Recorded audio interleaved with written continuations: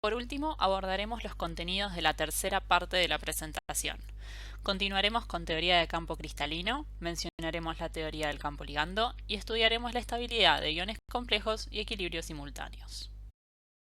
En presencia del ligando, los electrones del ion metálico se ubicarán en los orbitales d para generar la configuración de menor energía.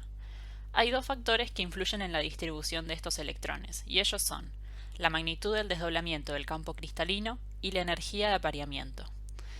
Esta última hace referencia a la energía que se invierte para vencer la repulsión entre los electrones que ocupan un mismo orbital y poder aparearlos. Cuando la energía de apareamiento es menor al desdoblamiento del campo cristalino, es más conveniente aparear los electrones en los orbitales de baja energía, T2G.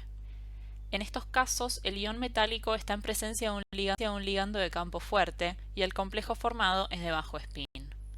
Por otro lado, si la energía de apareamiento es mayor al desdoblamiento del campo cristalino, los electrones son promovidos a los orbitales de mayor energía, E2G.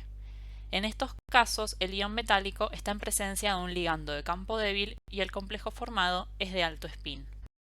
Consideremos las posibles distribuciones de los electrones para un ion complejo cuyo ion central tiene una configuración electrónica externa d5.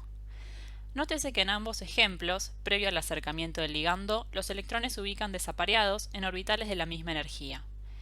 En el ejemplo de la izquierda, los primeros tres electrones se ubican uno a uno en los orbitales T2G, y siendo que el desdoblamiento del campo cristalino es alto, lo más conveniente desde el punto de vista energético es aparear los dos electrones restantes en dos orbitales con spin paralelo. Se asume que la presencia de un ligando de campo fuerte induce un alto desdoblamiento del campo cristalino, y dado que la mayoría de los electrones están apareados, tendremos un complejo de bajo spin. En el ejemplo de la derecha, los primeros tres electrones también se ubican uno a uno en los orbitales T2G, pero siendo que el desdoblamiento del campo cristalino es bajo, lo más conveniente desde el punto de vista energético es promover los dos electrones restantes a los orbitales EG. Se asume que la presencia de un ligando de campo débil induce un bajo desdoblamiento del campo cristalino y dado que todos los electrones están desapareados, tendremos un complejo de alto spin. Las propiedades magnéticas de un ion complejo dependen del número de electrones no apareados presentes. Si existe uno o más electrones desapareados, el ion complejo será paramagnético, mientras que si los electrones se encuentran apareados en su totalidad, el complejo será diamagnético. De acuerdo con la distribución de los electrones del ion metálico en los orbitales d, podemos predecir las propiedades magnéticas de los iones complejos. Recordar que la distribución de electrones dependerá de la magnitud del desdoblamiento del campo cristalino y la energía de apareamiento. Los complejos de alto spin son más paramagnéticos que los de bajo spin, debido al número de electrones desapareados. Podemos interpretar la estabilidad de los iones complejos en términos de la distribución de los electrones del ion metálico en los orbitales d. De manera simplificada, podemos decir que ubicar electrones en los orbitales de alta energía desestabiliza el ion complejo. Por cada electrón que se ubique en un orbital EG, el complejo resultará 3/5 del desdoblamiento del campo cristalino más inestable que el ion sin complejar. Asimismo, por cada electrón que se ubique en un orbital T2G, el complejo resultará 2/5 del desdoblamiento del campo cristalino más estable que el ion sin complejar.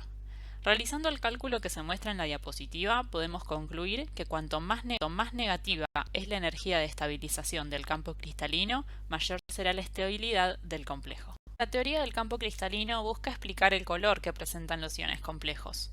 Un electrón en un orbital T2G puede ser excitado a un orbital EG por un fotón con energía equivalente a la energía del desdoblamiento del campo cristalino. La relación que existe entre la energía lumínica y la magnitud del desdoblamiento del campo cristalino está representada por la ecuación que se muestra en la diapositiva. De aquí surge que un ion complejo que sea de campo fuerte o bajo spin tendrá mayor desdoblamiento del campo cristalino y absorberá radiación de alta energía y baja longitud de onda. Lo opuesto ocurre para un ion complejo con bajo desdoblamiento del campo cristalino. A modo de resumen, podemos establecer las siguientes relaciones. Los ligandos de campo débil generan baja separación energética de los orbitales d, y esto resulta en complejos de alto spin. Como la magnitud del desdoblamiento del campo cristalino es baja, también lo será la energía del fotón que excite a los electrones. Por ende, el ion complejo absorberá luz de alta longitud de onda, emitiendo en el color complementario, de acuerdo con el círculo cromático. De forma análoga, se puede realizar este análisis sobre los iones complejos de bajo spin. En la imagen de la izquierda se observa el efecto del ligando sobre el color que adquiere el compuesto de coordinación. La posición relativa en la serie espectroquímica de los ligandos de campo débil justifica que los complejos con ligando cloro, bromo o yodo se observen en la gama de colores violáceo a verde. Absorben a altas longitudes de onda, baja energía. Mientras que los complejos con ligandos de campo fuerte, como nitro, sulfato y carbonato, emiten en la gama del amarillo al rojo, es decir, que absorben a bajas longitudes de onda, o lo que es lo mismo, alta energía. En la imagen de la derecha se observan los colores de los complejos acuosos para distintos iones metálicos. Hierro 3 y cobalto 2 absorben a bajas longitudes de onda, y entre estos, el hierro 3, al ser un ion con mayor densidad de carga, sufre mayor desdoblamiento del campo cristalino, que se traduce en absorción de luz de menor longitud de onda que el cobalto 2. Por otro lado, los iones complejos níquel 2 y cobre 2 absorben a altas longitudes de onda, observándose la misma tendencia en la magnitud del desdoblamiento del campo cristalino y la longitud de onda absorbida en función de la densidad de carga. Ahora mencionaremos algunos aspectos de la teoría del campo ligando. Desde este enfoque, las interacciones entre el metal y el ligando se consideran parcialmente covalentes, con la existencia de enlaces pi y sigma. Esta teoría permite explicar el orden de la serie espectroquímica al considerar a los ligandos con sus orbitales y la interacción de estos con el ion metálico, en vez de considerar a los ligandos como cargas puntuales. La teoría del campo ligando explica la serie espectroquímica teniendo en cuenta la densidad de carga del ligando. A mayor carga y menor tamaño, los ligandos se pueden aproximar más al ion central. Por ejemplo, la fuerza del ligando fluoro es mayor a la del bromo, mayor a la del cloro y mayor a la del yodo. ¿Qué tan localizada se encuentra esa densidad de carga? Es decir, la disponibilidad de pares de electrones libres del ligando. Por ejemplo, los halogenuros tienen 4 pares, el oxígeno del agua 2 y el nitrógeno del amoníaco 1, por lo que la fuerza del ligando amino es mayor a la del ligando acuo y mayor a la del ligando fluoro. La presencia de dobles o triples enlaces en el ligando. Por ejemplo, la fuerza del ligando carbonil es mayor a la del ligando ciano y esta es mayor a la del ligando nitro. En líneas generales, se puede concluir que a mayor densidad de carga negativa localizada y mayor número de uniones pi, el ligando será de campo fuerte. Esta teoría ha permitido ampliar la teoría del campo cristalino, explicando la separación del campo cristalino por ligandos tales como el ciano o el nitro, que producen los campos más intensos, y los halogenuros, que producen los campos más débiles. En cuanto al metal, a mayor número de oxidación, menor tamaño del catión, y por ende mayor aproximación de los ligandos, lo cual resulta en un mayor desdoblamiento del campo cristalino. Los iones complejos se presentan en equilibrio con el ion metálico y los ligandos en solución acuosa. La constante que indica la estabilidad del ion complejo se denomina constante de estabilidad y se expresa como la relación de concentraciones molares entre el ion complejo y el metal libre y ligandos, elevados a sus coeficientes estequiométricos.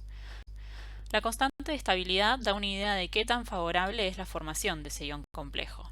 La inversa de la constante de estabilidad es la constante de inestabilidad y su magnitud se relaciona con la disociación del ion complejo en solución acuosa. En solución acuosa pueden coexistir varios equilibrios. Un caso interesante se da entre los equilibrios de solubilidad y los equilibrios de complejación. Un electrolito fuerte poco soluble puede disolverse mediante el agregado de una especie química que actúe como ligando para el ion metálico que se encuentra libre en solución. El resultado es la formación de un complejo soluble si la constante de estabilidad es mayor al Kps. Otra situación frecuente es el desplazamiento de ligandos en iones complejos. En estas situaciones se tiene un ion complejo en equilibrio con el ion metálico y los ligandos con una constante de estabilidad determinada, por ejemplo, constante de estabilidad 1. Se puede agregar una especie que actúa como ligando para ese mismo ion metálico, dando lugar a la formación de un nuevo ion complejo con una constante de estabilidad, K estabilidad 2. Si la constante de estabilidad 2 es mayor a la constante de estabilidad 1, se formará el nuevo ion complejo por desplazamiento del ligando. En la siguiente tabla se ejemplifican algunos iones complejos con sus constantes de estabilidad. Nótese cómo la mayoría presentan valores altos de constante de estabilidad, lo cual indica que los iones complejos son altamente estables en solución acuosa.